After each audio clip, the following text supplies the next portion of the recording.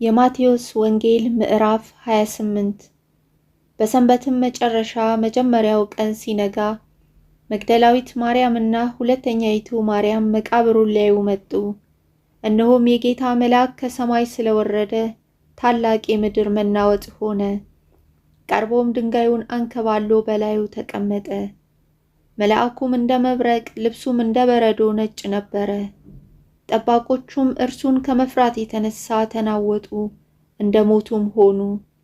መልአኩም መልሶ ሴቶቹን አላቸው፣ እናንተስ አትፍሩ፣ የተሰቀለውን ኢየሱስን እንድትሹ አውቃለሁና። እንደ ተናገረ ተነስቷልና በዚህ የለም፣ የተኛበትን ስፍራ ኑና እዩ።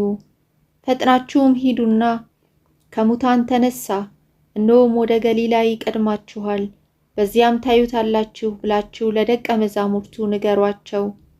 እነሆም ነገርኳችሁ። በፍርሃትና በታላቅ ደስታም ፈጥነው ከመቃብር ሄዱ፣ ለደቀ መዛሙርቱም ሊያወሩ ሮጡ። እነሆም ኢየሱስ አገኛቸውና ደስ ይበላችሁ አላቸው። እነርሱም ቀርበው እግሩን ይዘው ሰገዱለት።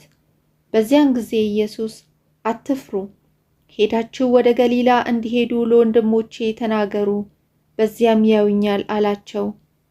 ሲሄዱም ሳሉ እነሆ ከጠባቆቹ አንዳንድ ወደ ከተማው መጥተው የሆነውን ሁሉ ለካህናት አለቆች አወሩ።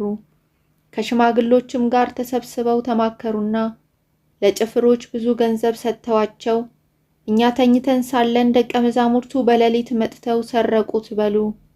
ይህም በገዢው ዘንድ የተሰማ እንደሆነ እኛ እናስረዳዋለን፣ እናንተም ያለ ስጋት እንድትሆኑ እናደርጋለን አሏቸው። እነርሱም ገንዘቡን ተቀብለው እንዳስተማሯቸው አደረጉ። ይህም ነገር በአይሁድ ዘንድ እስከ ዛሬ ድረስ ሲወራ ይኖራል። 11 ደቀ መዛሙርት ግን ኢየሱስ ወዳዘዛቸው ተራራ ወደ ገሊላ ሄዱ። ባዩትም ጊዜ ሰገዱለት፣ የተጠራጠሩ ግን ነበሩ። ኢየሱስም ቀረበና እንዲህ ብሎ ተናገራቸው፣ ስልጣን ሁሉ በሰማይና በምድር ተሰጠኝ።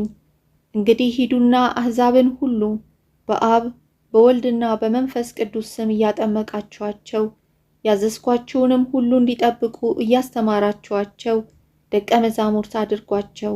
እነሆ እኔ እስከ ዓለም ፍጻሜ ድረስ ሁልጊዜ ከእናንተ ጋር ነኝ።